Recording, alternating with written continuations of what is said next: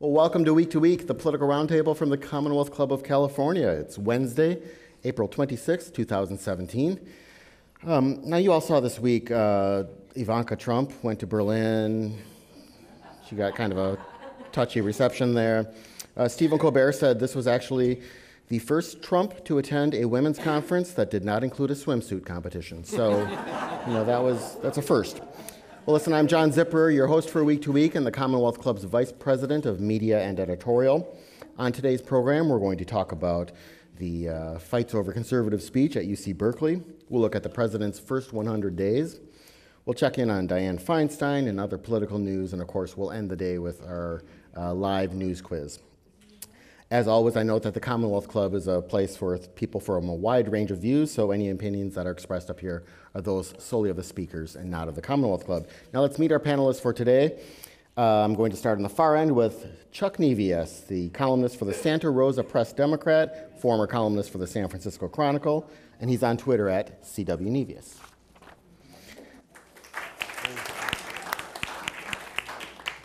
Next to him is Melissa Cain, a political and legal analyst for CBS San Francisco, that's KPIX5. She's on Twitter at MelissaCain1. Thank you. Thanks for having me.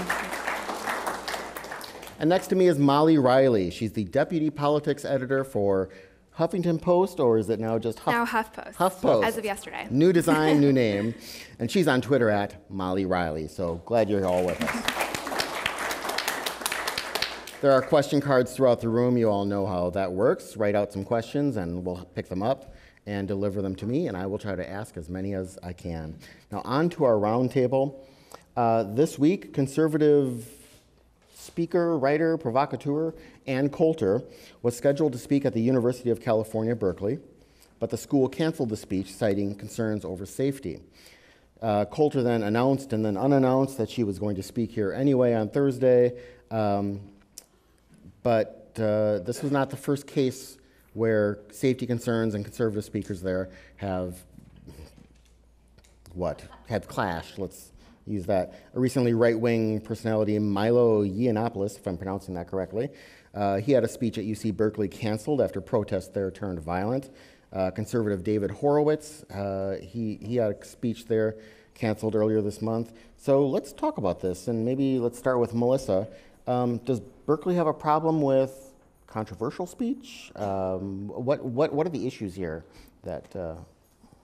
So we know Berkeley has kind of become a fight club, right? I mean, people kind of go there because they think they can get away, and rightfully so, it seems, just sort of fighting right there, right in the open. In addition to the issues with Yiannopoulos and Horowitz and Coulter, we've had two incidents in this sort of center, the Civic Center Park in Berkeley, where pro and anti-Trump folks have come out and really just, beaten each other up pretty good. So I talked to the chief of police of the Berkeley PD, and this is the city police, not the campus police, because they have them. They're a small but dedicated university group of police. Unobtrusive. Yeah. They're stealth. And he said, look, this is new. We haven't seen anything like this. I think to some degree, they're all caught off guard by what they're seeing, the intensity, the organization, the numbers, the tactics that these groups are using have really kind of caught everyone off guard. He said, what's different about this group and what's different, look, Berkeley's no stranger to protests, right? What's different is that it's not just the people who are fighting, it's that there are people right next to them who are watching, who are filming, who are inches away, not doing anything wrong. And so what he said is the concern is, from the police standpoint, is if we go in and start, grabbing people and, putting them in the, in the trucks and arresting them, that we're gonna grab somebody who wasn't doing anything wrong.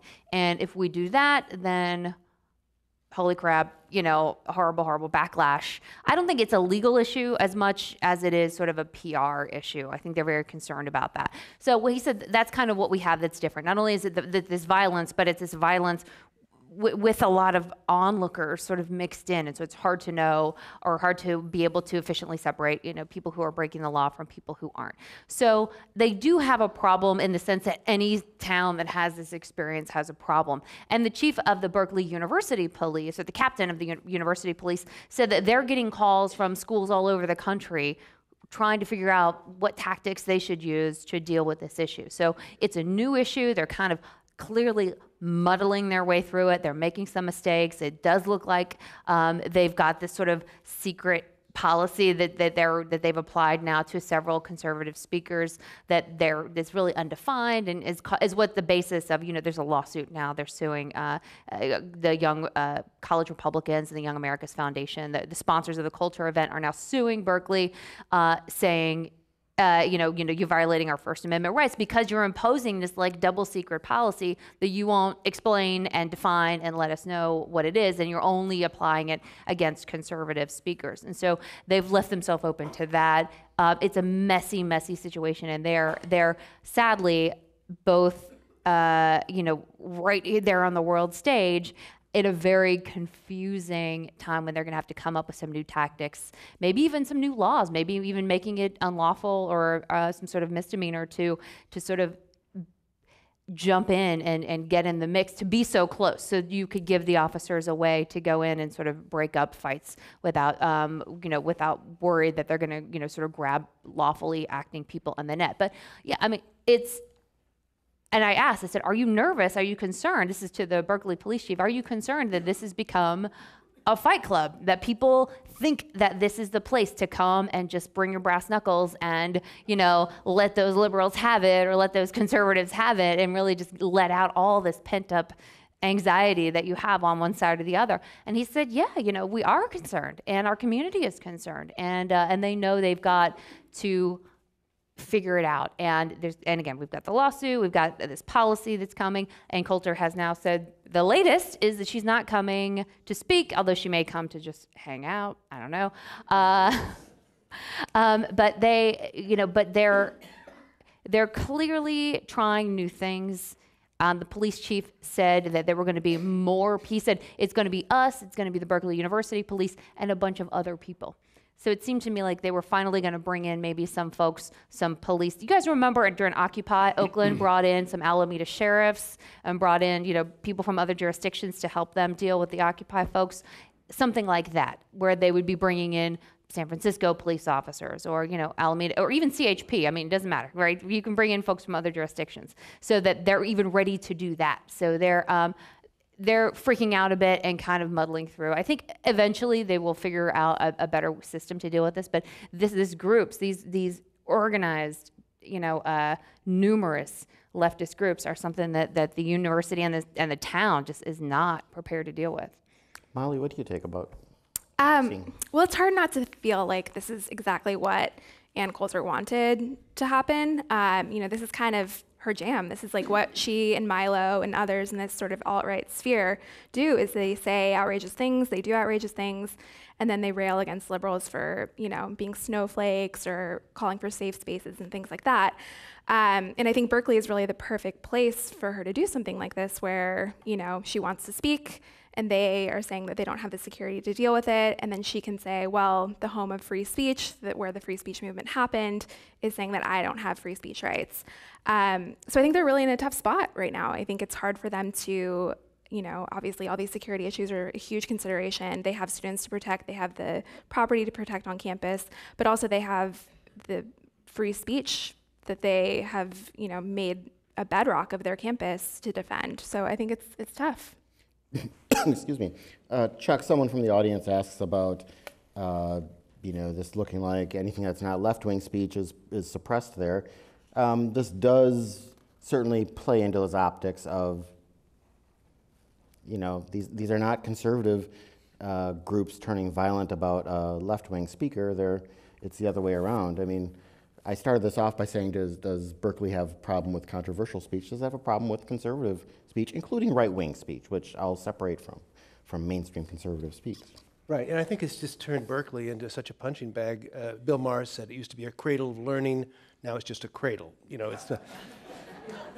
I'm struck by what a small group, the tyranny of the few. I mean, I watched the Yiannopoulos riot in real time on TV, and there were not that many people breaking windows and throwing things and so forth, and yet they were able to completely control the debate. And even the Young Republicans said afterwards, we're so distressed, this is not what we had in mind at all. These guys show up with hoods and masks and weapons and so forth, and it's a violent confrontation. But it's not that many people. And I'll take you all the way back to the Black Lives Matter with the Martin Luther King a couple of years ago, the Martin Luther King ceremony right over here at Yerba Buena. And Mayor Lee was there. He was shouted down by protesters. There were 8 protesters. 2 of them were yelling. But it has become, and I would also include Ann Coulter and Milo Yiannopoulos as those two, also a very small group. Ann Coulter said liberals love America like O.J. loved Nicole. I mean, that's the kind of stuff she says. I don't even know what that means. Well, it doesn't have to mean anything. It's just, yeah, exactly. What is it? O.J. killed Nicole. What? Oh, yes. Oh. We Sorry, have to talk later. I shouldn't have broken to you like that. That's right. But the point is, it's a group. It's a very small group on all sides that are controlling the agenda, and that I think is frustrating to all of us who, as I said, watch those windows being broken, watch those people throwing those things, and it was like, isn't someone going to do something? And yet, as Melissa said and as Molly said, it's going to be on video. When those cops step in and bring out those long clubs, it's going to be all over the nightly news. So I think socially, philosophically, legally, they're in a tough spot. But I would just say again, I think it's the tyranny of the few. There aren't that many people who are involved in violent confrontation, and yet they have taken over the debate. Well, I was at UC Davis when Milo Yiannopoulos was also scheduled to speak, and it was shut down because of this group. And I will tell you, 99% of the folks who were there were peaceful. They were holding signs. Many of them looked like students. And then all of a sudden, it gets a little dark, and a group of people show up. They don't appear to be students at the university. They just show up to do this, to shut this down. And they're a small group, and they know what they're doing. And campus police caught totally off guard, and it ends up, having the desired effect. But legally speaking, you can't give in to what's called a heckler's veto. And that just means you can't just start shutting things down because of the unpopularity of the speech. There is a famous case of the KKK who wanted to do a parade in Skokie, I think. Right? And the key to this, for those of you not from Illinois, Skokie, Illinois, is not only a heavily Jewish area. At the time, it had a lot of Holocaust survivors living in it. So, right. Setting. So there's that. And the town said, look, we can't provide security for you here. This is, what you're doing is bananas right in the middle of our town. We can't let you do this because we can't keep you safe. And the Supreme Court said, no, you have to do what you have to do to make sure that opposing views have the same rights to public spaces as anybody else. Now, the Supreme Court did not determine how much, is it unlimited? You have to spend every dollar in the city's coffers or the university's coffers to make that happen. They haven't addressed that yet. That's actually sort of something that this could set a precedent for. But they did say that you can't just say, like, no, this is really hard and people here hate you, so you don't get to speak. The unpopularity of the speaker cannot determine their access to facilities, is what so far the legal sort of precedent is. I think at some point there has to be a ceiling on what you're expected to do, but whatever it is, it needs to be applied regardless of viewpoint, and so applied to liberal as well as conservative speakers. So, for example, the one they talk about at Berkeley is the Dalai Lama came to the campus, right? And so they charged the group that was, and not that there was like big protests over the Dalai Lama, but controversial figure for some folks. They charged $20,000 to provide security for that event because they knew it was going to be controversial. So setting up a framework like that for controversial speakers is something that all universities are going to have to do, and they're going to have to sort of bake in those security costs. But you can't just say these people are horrible, so you don't get to speak. Well, that's a problem. Philosophically, I think we all understand that Ann Coulter can come to Berkeley and we can ignore her. I mean, she's a nut, and we can ignore her. And that's the way it's worked for a long time. That's sort of the premise of the American Free Society. And the idea that I'm offended by you, therefore I'm not going to let you even speak, that's the difference. And that's the moment when we all try to say, well, what should we be doing about this? And then when it becomes violent, it's that much more difficult. But the entitlement of that group of people to say, you cannot even speak because I disagree with you, fundamentally, that's not what we're founded on, right? Yeah, I mean, there are folks who would argue it's interesting that this is Berkeley. Now, I even separate the whole free speech movement, which wasn't about conservative speech, it was about anti-war radical speech in the 60s. But it is known as a campus that is very left, and again, someone from the audience is pointing out, there's an issue of the faculty, and that the entire atmosphere there is one that is not tolerant of conservative views. I'm not a Berkeley student, nor a faculty, so I can't really say if that's perception or reality. But you could pass for one, John. I would just like to say.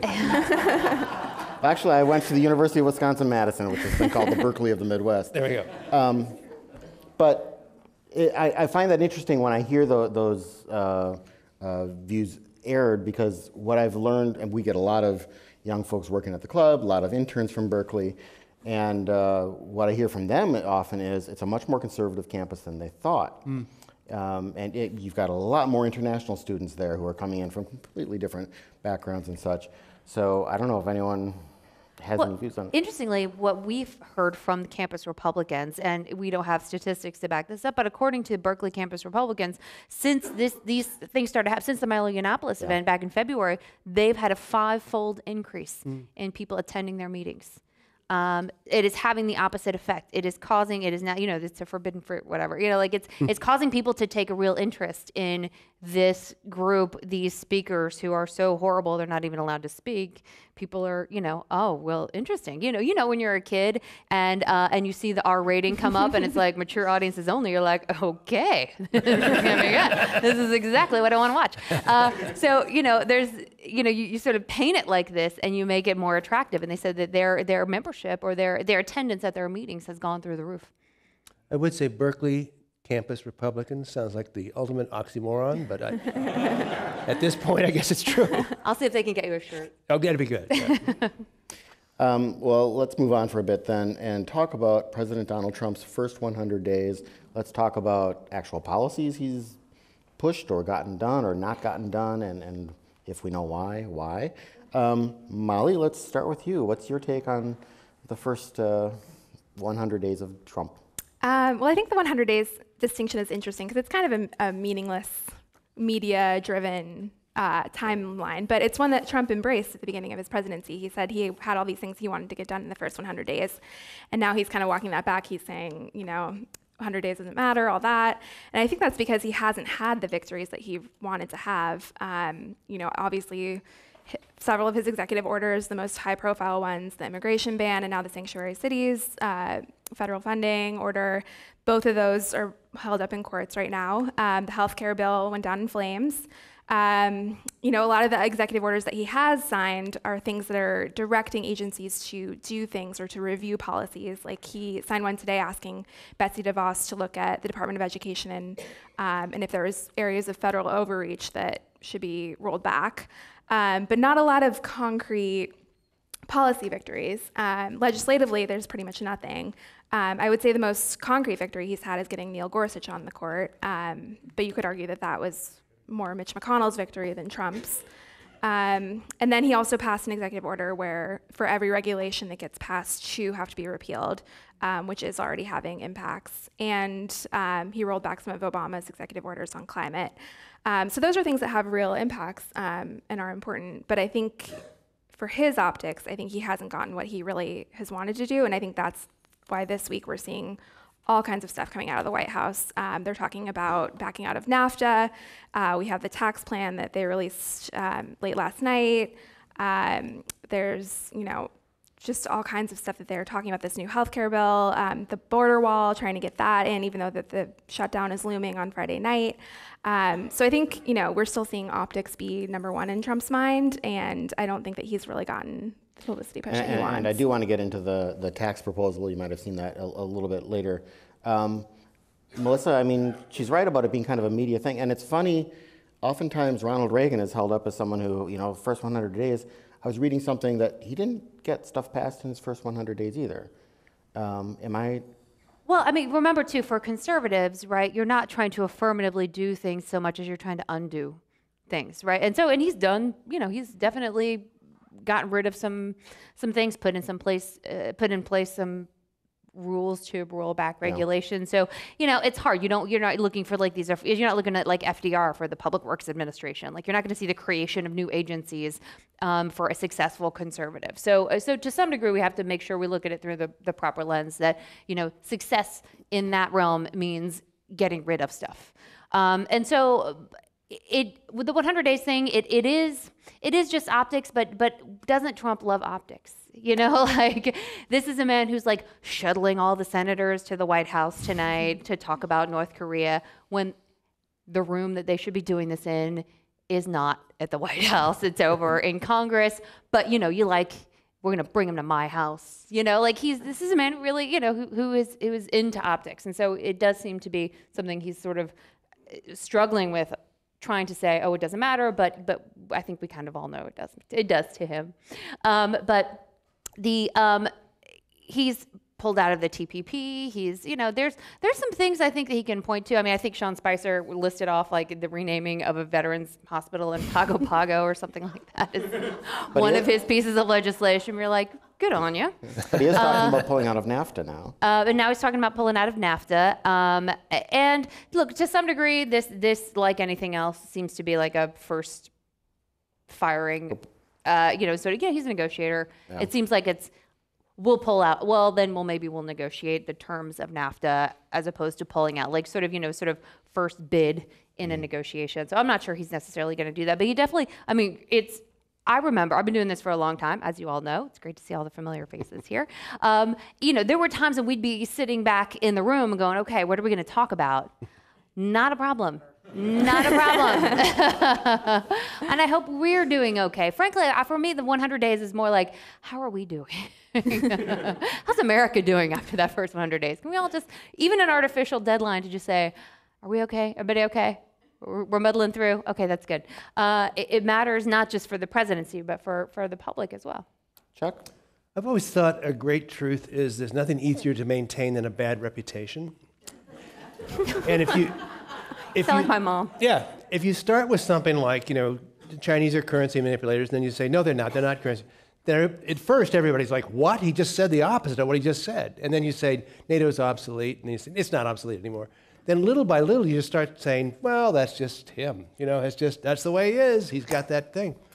I've been strangely encouraged by the fact that the media continues, I think, to try to do a good job. And almost to the point of bending over backwards when he does something somewhat presidential, and we say, look at that, he's turning the corner, we've got it all worked out here. It still is an important office. It's still an office with influence, power, and it represents the American people.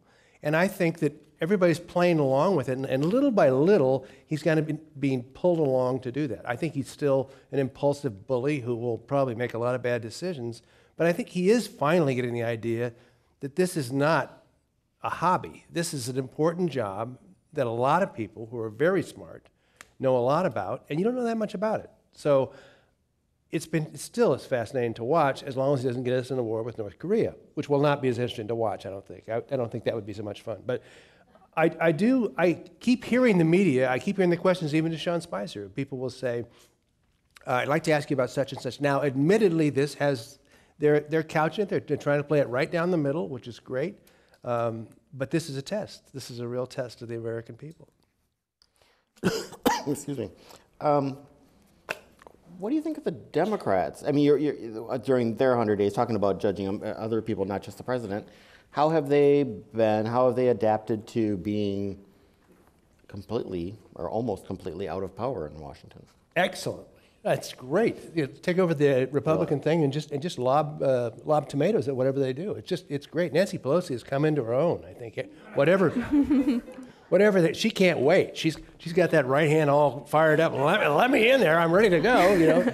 The wall is ridiculous. All that stuff. No, I think that the Democrats realized that they had an opportunity, and I think the real key, I think we've said it here before, is that if Republicans feel like he's not helping, A, and he can't hurt me, B, right.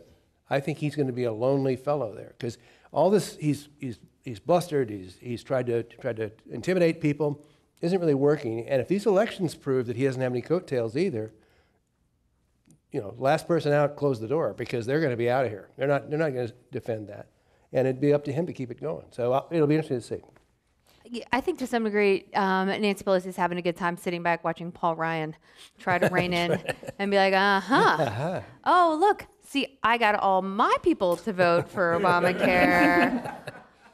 Just waiting on you to do that on your side. Right. And has done a good job of reining in the Democrats so that there is no, everyone's like, oh, maybe he can get some moderate Democrats. Oh, no. That's not a thing that's going to happen. She runs a tight ship, and right now, Paul Ryan is looking very deficient compared to what she was able to do. I think there are a lot of people, I don't care what your politics are, who understand this woman was, what she accomplished as speaker, getting folks together to take the votes that they did is hard. We're seeing now how hard it is. And some folks are wishing that Paul Ryan had some of those chops and ability to keep his party together in the way that she did. Having said that, here are some things that we have not seen. We have not seen, at least I haven't, an autopsy. What do you mean? The Democratic Party laid a huge egg. This is a family event. Laid a huge egg. And so far, all I have heard from them is we have to do our messaging better. And this is the same thing we heard from Republicans in 2008 when Barack Obama won. Oh, you know what? He was better at Facebook. You know what? We gotta say our message better. We gotta have fancier commercials. It's not. We're grown-ups. We heard your message. But there seems to still be a profound inability or unwillingness among some Democrats, most Democrats, at the leadership levels at least, to acknowledge that it is not the way you said stuff, it is the stuff. And you need to think about your platform and what you're willing to give on and not give on going forward, because the introspection that one would expect after losing everything is not there. Mm-hmm. And even now, when there's a ton of infighting. There's for the leadership position, and now we're endorsing some Democrats but not others, and they're sort of getting very coy about certain things. So I still think the Democratic Party has a lot of work to do. Being the "we're not Trump" party will only get you so far. You really do need to take this opportunity to do some genuine introspection and not just say, let's Facebook better. It's what is our platform? What do we need to change about that will make us have broader appeal to the American public? So, I think so it's been a great show for Nancy Pelosi, again, who's been able to sort of really be a great contrast to Paul Ryan. But at the same time, there's a lot of work to be done. And I'll add one thing. The groups that have sprung up since the election, Indivisible, there are other groups that have sprung up, are not Democratic Party groups, right? It tells you something very important, that the people who are not organizing themselves to oppose Donald Trump are not going through the party. There is a clear unwillingness or lack of desire to affiliate with the Democratic Party.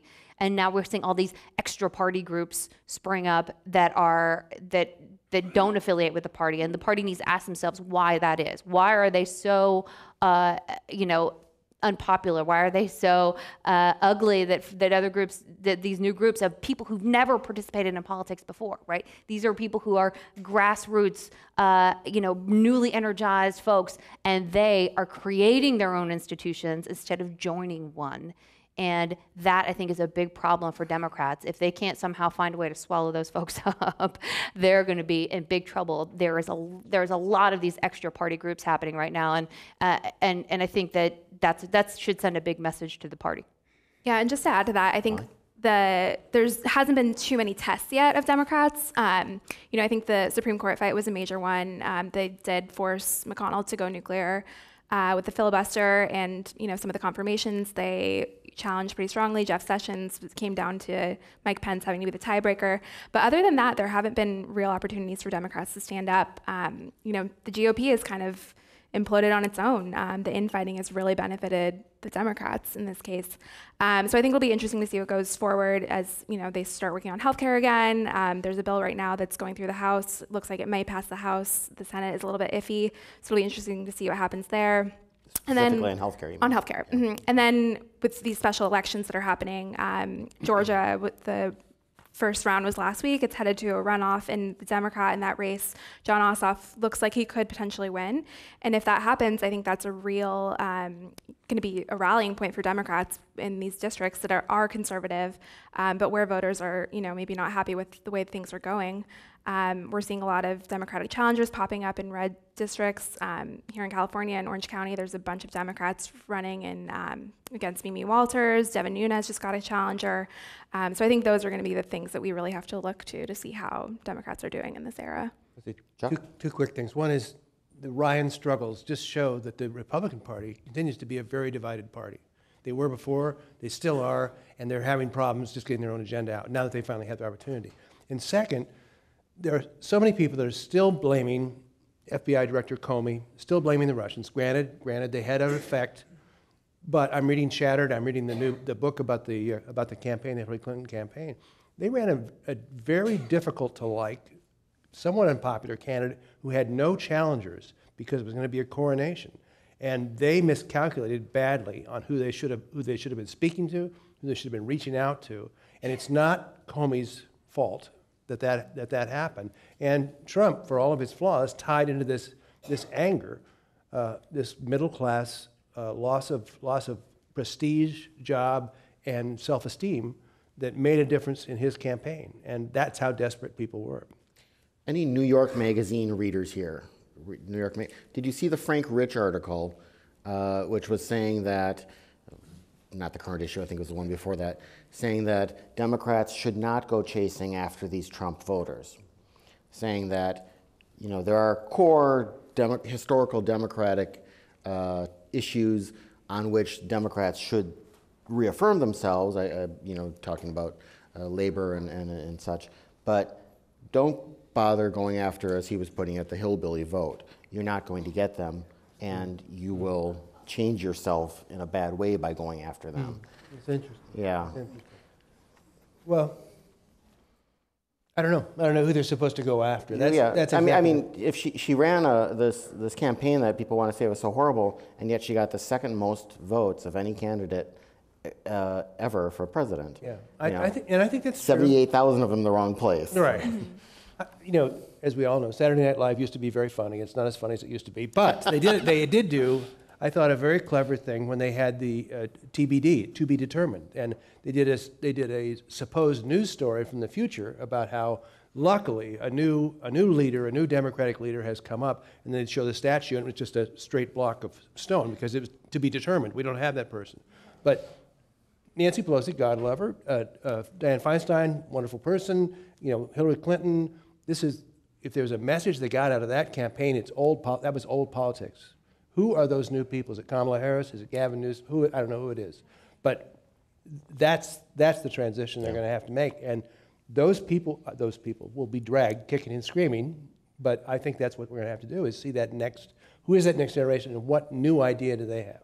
Well, I'm from Georgia, so I'll take issue with that hillbilly comment. Because I'll tell you, number one, the hillbillies won. So there's that. And also... And remember, Frank Rich is from New York City. So everyone outside of Manhattan is a hillbilly. Limousine liberal. But also remember, in the South, when I grew up, my representative was a Democrat, right? Up until the 90s. Mm-hmm. These were Democrats. So this idea that you have to contort yourself into an unrecognizable shape to get elected in these places, I don't know that that's true. I think that there are certain issues that sides don't want to give on, but I don't know that you say, oh, well, forget it. This was the problem with the Clinton campaign. We're only going to campaign in these certain places because we're going to either chalk you up or write you off, and then we're just going to campaign in whatever is left from all of that. And I think that cost her some of the precious electoral college votes. So, Frank, I know you watch this. This hillbilly respectfully disagrees with that, with that assessment that you're never going to get their votes. Mm-hmm. These are people who have long family histories of voting for Democrats. Dixiecrats, granted, but with a D. It is not unheard of, among Southerners to vote for a Democrat, and you could get back some of those folks again, as we saw with the Ossoff election. What was important about the Ossoff election wasn't just how close he came, but it was how many people voted. The enthusiasm in a primary election in a primary special election, like you just don't get lower turnout than what we than the kind of election we just saw down there. And the enthusiasm, the number of people who came out and voted, that was what was important. And so Democrats, you got to get people fired up to turn out, and then they can make it a real race in some of these places that people want to write off. Not to wear it out, and we all want to, you can see the Democrats defending Obamacare and understand why they're doing that, and they want to do all those things. But that health care plan does have real problems, and we're all tired of hearing about the countries in Europe who do such a great job. But in a lot of ways, they do. They keep health costs down. There is a way to do this in a middle ground.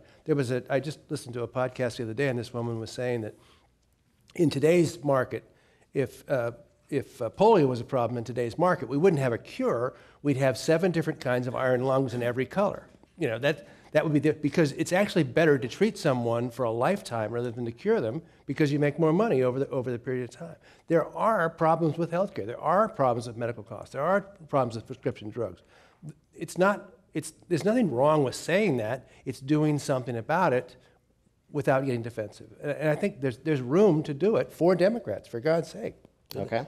I've had several people write in cards asking about this, so we've got to talk about the tax plan, the tax proposal, kind of the initial outlines that the White House, was it today or yesterday that they came out with it? Today. So what do you think? What sort of reception, Molly, is this getting on Capitol Hill?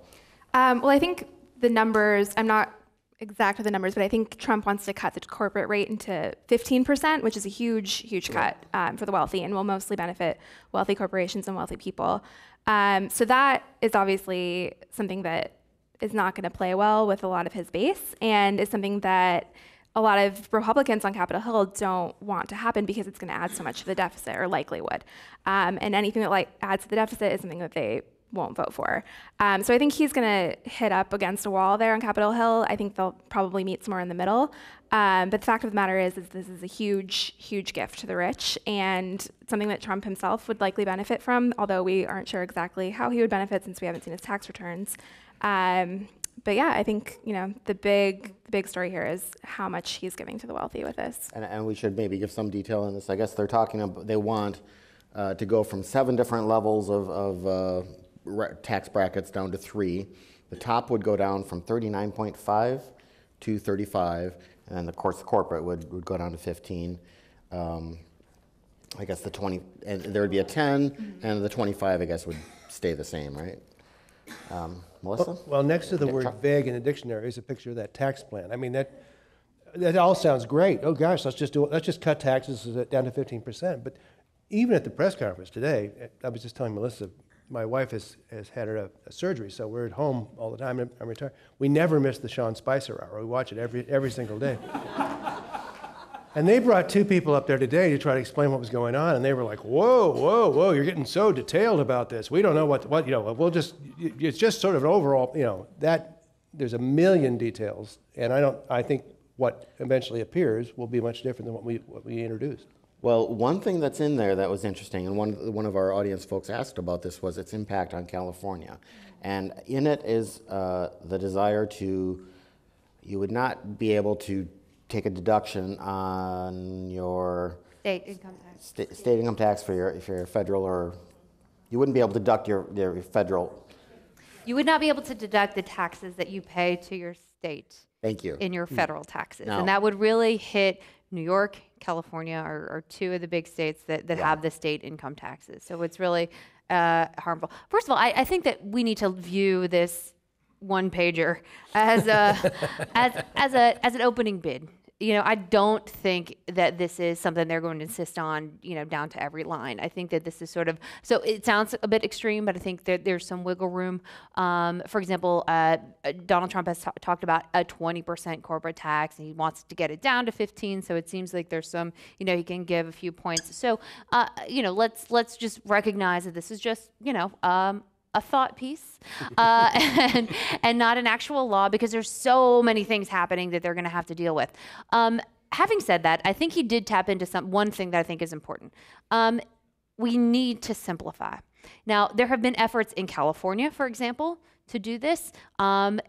and they are constantly shot down by places, companies like TurboTax, companies like H&R Block, companies that benefit from a complicated, messed up, screwed up system, and they get to be the ones to come in and you pay them to sort of uncomplicate it for you. That industry absolutely murders every attempt to simplify our tax code. And if we could get, honestly, maybe it sounds horrible to say, but I would pay a little more in taxes if it wasn't so insane to file in this country. If I didn't have to pay someone else, I would rather pay to fix potholes than to pay, somebody at H&R Block to do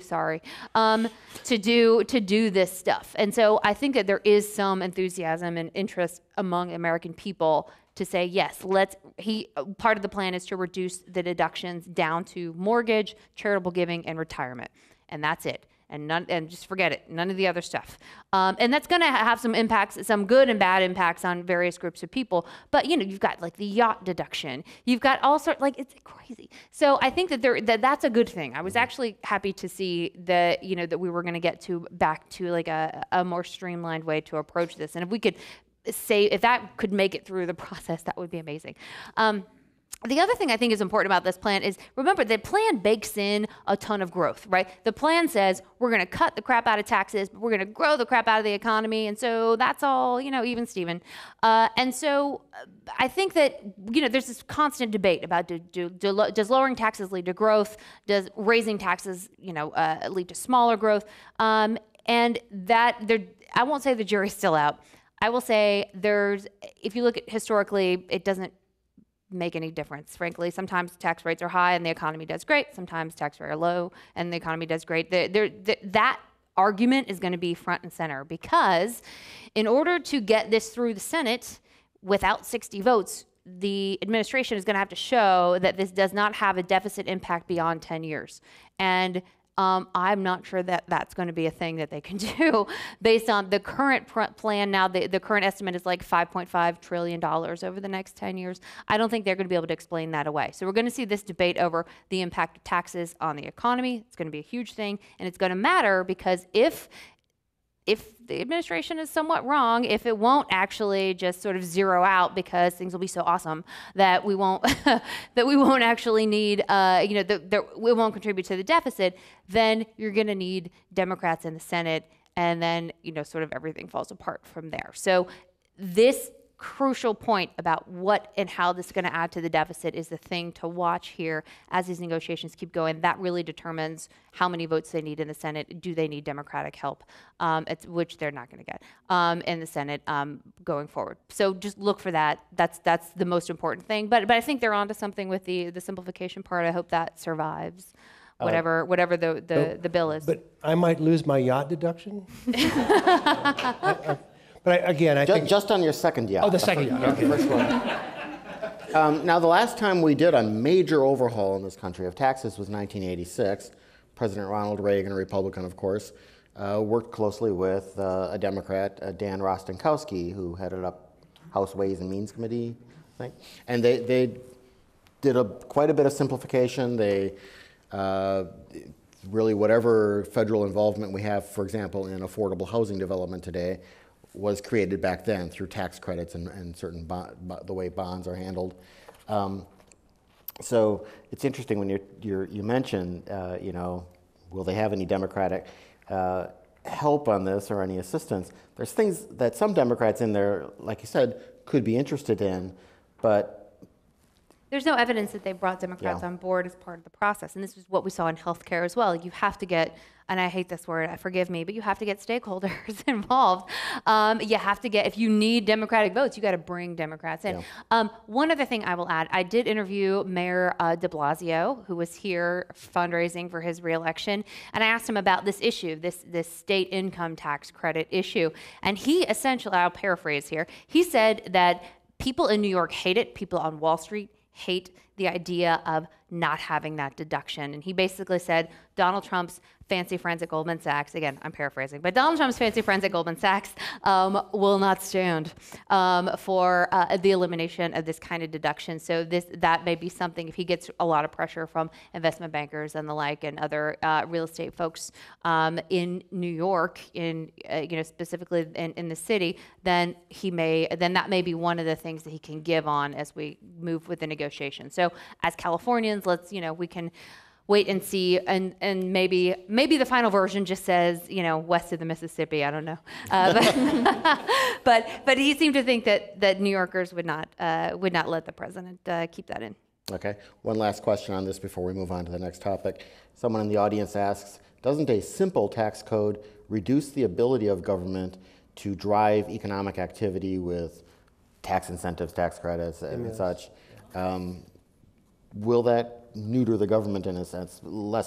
You're shaking your head, Chuck, which goes over. I haven't been thrilled with what the government's done so far, so I'm not sure I want to propose. I mean, I think we saw this with the George Bush years, when the idea that deficit doesn't matter. We're going to make tax cuts, and the deficit doesn't matter.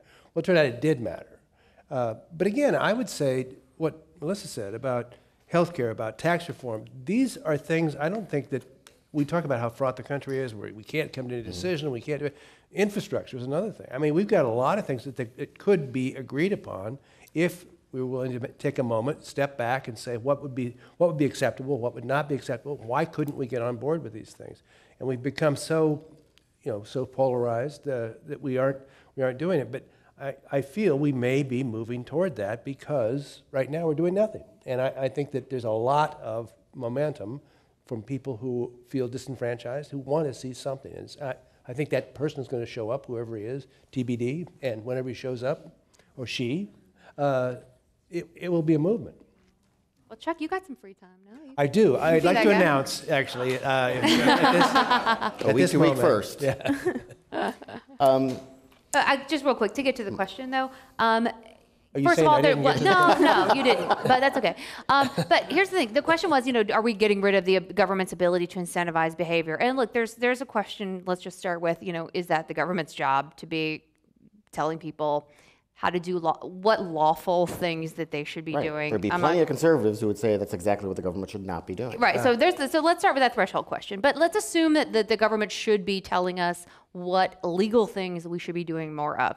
The way to do that, I think, to some degree, is to tax the things that you don't want people to do instead of giving deductions to people for things you want them to do. And I'll tell you why. Because the vast majority of Americans who don't want to spend $1,000 on an accountant to take advantage of every footnote and every piece of the thousands and it would fill the stage, the tax code.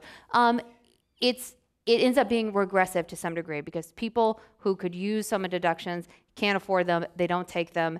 It ends up being a way for wealthy people to hire fancy pants accountants and use these loopholes. It's not, what we have seen is not necessarily a dramatic shift to doing all the right stuff by the American people. Our current tax code is not necessarily a big win for the folks who put it together. So I can see the idea of trying to incentivize good behavior, but the practical impact, the status quo is just, I don't think we're there. I don't think you can look at the tax code and go, great job, section 101(5)(a). You made sure that everyone got a new computer. I don't know. So it's where we are isn't a great place, and so I don't see if we're going to simplifying it in a way such that people at the top and people at the bottom are all kind of subject to the same, maybe simplified rules. I think it can't do anything but bring some of the wealthier people into the fold. Okay. Yeah. Well, moving along, how many of you participated in or went to the March for Science this past weekend? Quite a few hands. And this coming Saturday in Washington and maybe in some other cities too, I don't know, there's going to be the 2017 Climate March. So I was kind of curious in getting the panel's views on all of these marches and or just particularly the March for Science. What impact do you think they have? Do you have any stories about any effect that they have? Start with you, Molly. Yeah, well, I think all of these marches are just showing this momentum that's building. There are people, like Melissa said earlier, that have never participated in politics that are coming out to these marches. I have a lot of friends who, weren't even registered to vote a year ago that are now spending every Saturday at a different protest. They're going to Dianne Feinstein's house on Lyon Street. They are showing up at town halls. They're calling their congressman, whatever it may be that they are participating in. And I think that's a real impact of this. I think it's getting people excited about the process. There's a real anger, and people are capitalizing on that and expressing it. And I think, it starts with going to a march, and then maybe you're showing up at your congressman's office, and then maybe you're starting your letter writing campaign, or maybe you're thinking about organizing a protest yourself, or maybe you start going to your city council meetings or thinking about running. And I think it's all this process, and this getting engaged is so important.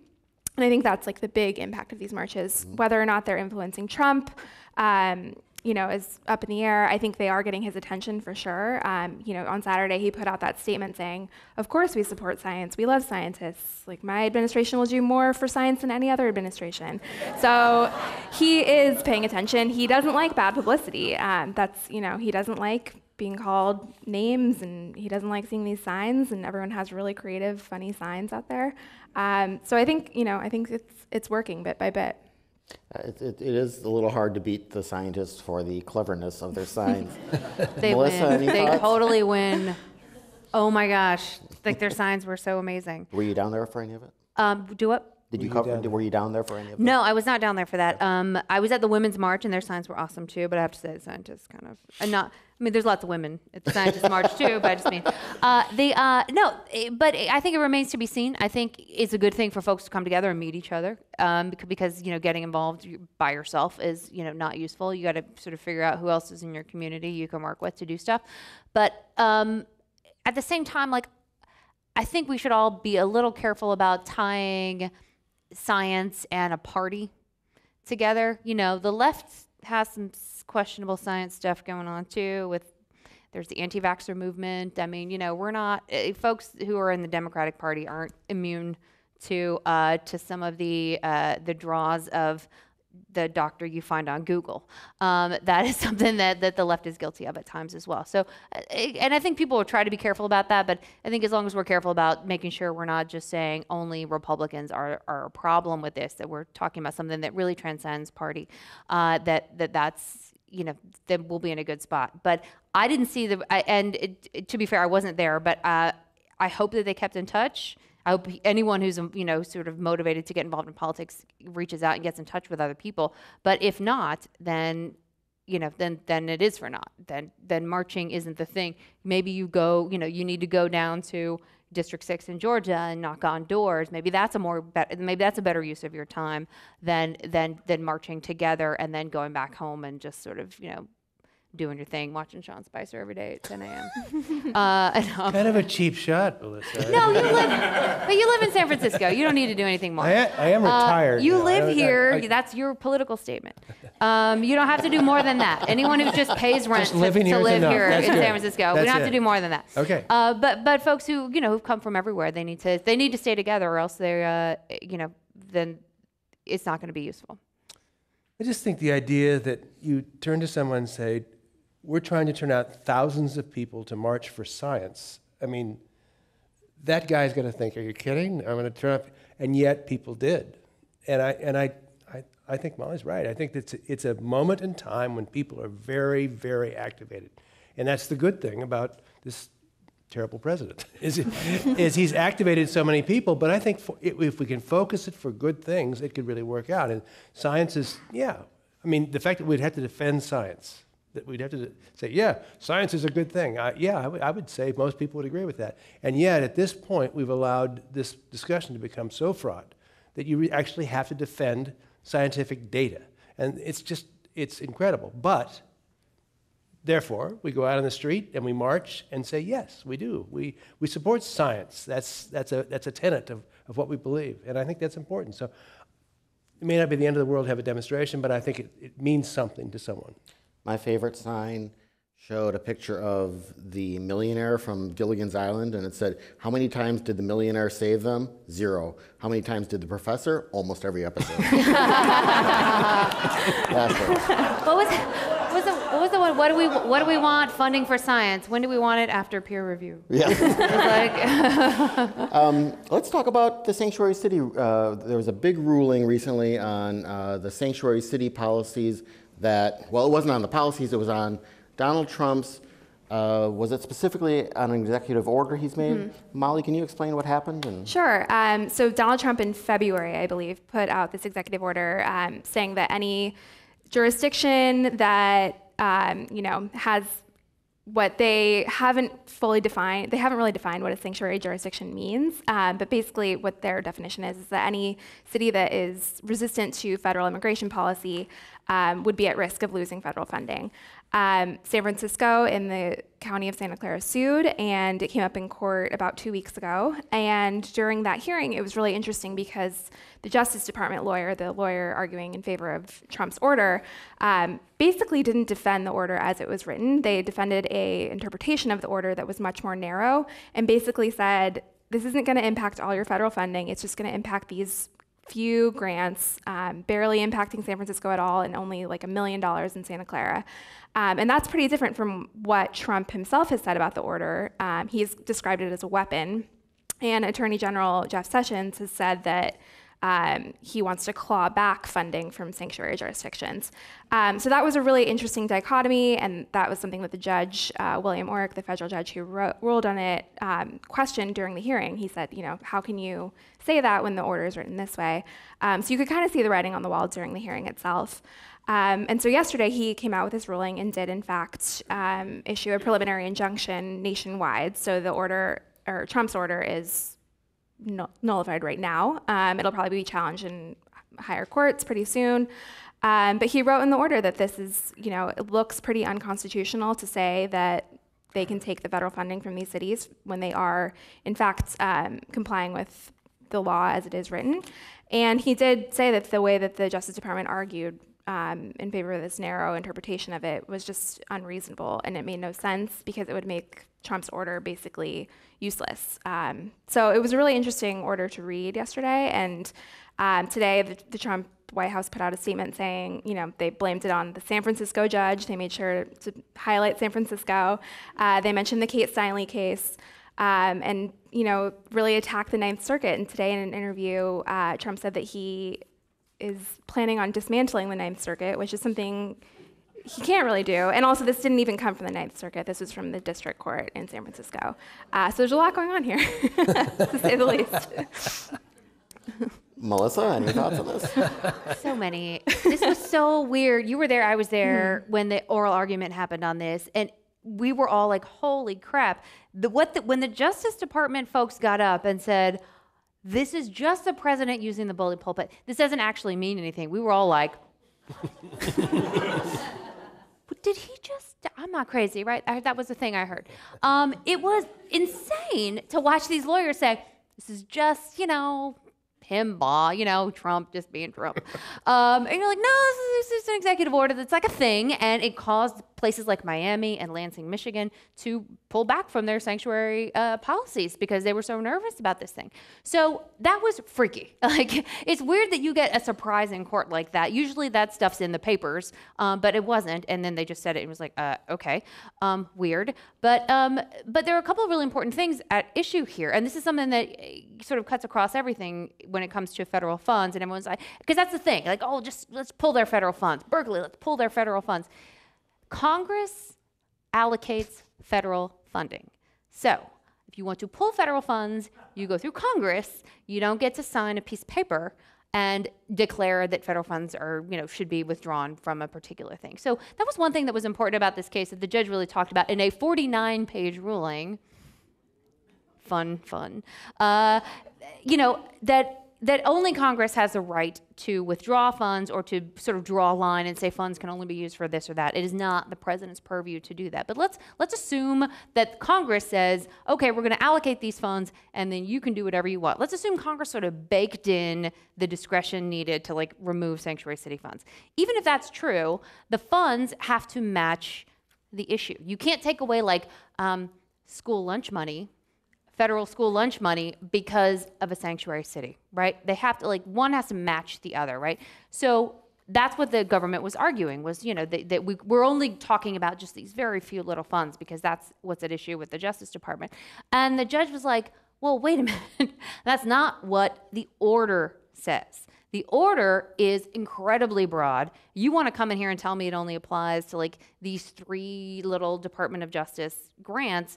No. You're asking me to write a new executive order for you. I'm not going to do that. So this one was really indefensible. And like she said, you could see the judge was just not having it. You could tell at the hearing. There were things, I'm not saying everything the Trump administration does is indefensible. I want to be clear. Their second immigration, policy may be upheld. But this one was such a problem because they kept saying, oh, well, this is just a restatement of the law. And the judge actually relied on statements from Jeff Sessions and the president who came out and said, it's a weapon, this is our new policy. And it didn't help matters that in the middle of, while the clerks in the judge's office are like feverishly making this 49-page order, that Jeff Sessions sends a letter to the California Department of Corrections saying, prove you go along with the federal immigration policies, or we're gonna cut your federal funding. Unhelpful. And as a lawyer, when your client does stuff like that, you're like, oh my God, what are you doing? And so you can just picture these DOJ attorneys just like face planting. Unhelpful. So it comes out, and then Donald Trump says it's the Ninth Circuit's fault, which again, we're not there yet. We're going to be, but a 49-page ruling is clearly done with a view toward an appeal. They know they're going to be looked at on appeal, and so they just sort of left no stone unturned. And so it was, it's one of these things where, bless the DOJ lawyers, they did the best they could defending this incredibly poorly thought out executive order, whose purpose appears to be just sort of a press release. It didn't appear to actually do what the president said it was going to do. And by the way, I will end with this. Senator Jeff Sessions, voted for Judge Orrick when he was appointed to the federal district court. So I think they're in a funky little place right now, and aiming at the Ninth Circuit appears to be a bit of a deflection from what was a really bad idea, it seems like. Very good. Maybe briefly before we get to the end, any thoughts on Dianne Feinstein? She's raising money. Are we 100% sure she's running? No. I think she's 100% sure she's running. I think she would. I think she really wants to run. But I think even the town hall meeting she had was a bit of a shock. I think that's not what she expects. Yeah. She's 84 years old. She can be very contentious. I remember many editorial board meetings at the Chronicle. If she doesn't like the question, she really doesn't like the question. I can just tell you that.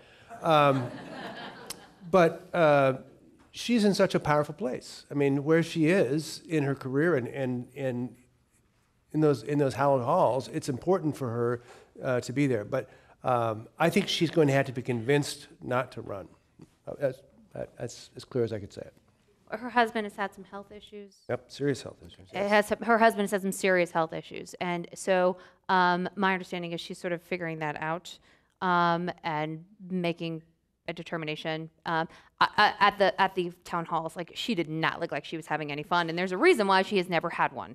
And so to have these people yelling, at one point she said, and I'm serious, she said, if you think you know more about Syria than I do, then come on up here. And it was like, oh, wow. Girl, you did not say that. I was like, oh, snap. So it was, she was not thrilled to be there. And at one point she said, if you don't like me, then you can just leave. I mean, like, it was that kind of thing. So I think if you're, your husband's maybe ill, and you're sort of staring down the next 6 years of this, of having to do town halls, being sort of forced to do them, and then show up and take it from people who you regard as knowing about as much about Syria as you have in your little pinky. I'm not sure that's the kind of thing she wants to spend another 6 years doing. we have come to a point where people are demanding these town halls. You can't go through another 6 years without doing them. So you're looking down you're looking at your future and you're saying, I've got, my husband's ill and this looks really unfun. I am not 100% convinced that she is going to run again, despite the fact that she's raised a ton of money. And if she ran, she would definitely win because the Democratic Party would never run anyone against her. But I'm not sure. And I'll give you an example. So at the Dianne Feinstein Town Hall, a group of folks said they wanted Barbara Lee to run. Congresswoman Barbara Lee represents Oakland, progressive. They said, we want Barbara Lee to run for Senate. And so you call Barbara Lee's office. Would you care to comment? Now, any other year, they would say, absolutely not. We'd never run against Dianne Feinstein. That's crazy. Put that rumor to bed right now. But this time, not a word. This time, they refused to comment. Like, as if even Lee, as in Congresswoman Lee, is like, maybe I'll just chill it out over here and see what she's going to do. So there is a big question mark this year, and I'm not saying she's not going to run, but I'm saying there's a seriously large question mark over whether she's going to run this year. I think it's reflected in Congresswoman Lee and her experience at these town halls. Molly, do you agree? Yeah, and there was a poll that came out a couple weeks ago that said once people found out that Feinstein would be 85 when she ran again, I think a majority of people said they wouldn't support her running again. So I think that's something that she's probably working into her calculus as well. It's obviously just one poll. I wasn't at the town hall last week, but I was at the fake town hall in February where she spoke at, I forgot the name of the organization. Yes, and downtown, and all these protesters showed up. People inside the event were, holding signs, yelling at her, trying to get, her to say that she was ready to impeach Trump, to call Trump a fascist. So there's real anger among her constituents, especially here in San Francisco. And I don't think she's ignoring it. I think, she seemed kind of baffled by it and, said, I'm always available. You guys can talk to me anytime. She didn't seem to quite get why people were so upset with her. So I think that is something that she's going to be thinking about a lot. Wait until she goes to speak at Berkeley. Yeah. One final thing then before news quiz. Actually, just one quick thing on this PPIC poll, the poll by Dianne Feinstein. This is interesting. So they ask a group of people, do you think, it's a good idea for Dianne Feinstein to run? And, they say a certain percentage says yes or no. And then they say, okay, but FYI, she'd be 85. And then they sort of watch where the numbers move to. Among Democrats, her numbers went down 8 points. Among Republicans, her numbers went up 10 points. So Really? It's actually the Democrats who are the ones who are, potentially abandoning ship, because maybe they want, new blood, et cetera. But I thought it was so interesting that the Republicans found that to be a big asset, and dramatically so. And the Democrats were actually the ones whose numbers moved, if you look at the crosstabs, ultimately. So. Interesting. We'll be back in a couple of weeks with more news quiz questions and, of course, much more to talk about on Monday, May 15th, right here in San Francisco. You can find our week-to-week news quiz on Huffington Post. Thank you. HuffPost, excuse me. Thank you, Melissa Kane, Chuck Nevius, and Molly Riley. Thanks to all of you here and everyone watching and listening online. Have a great week.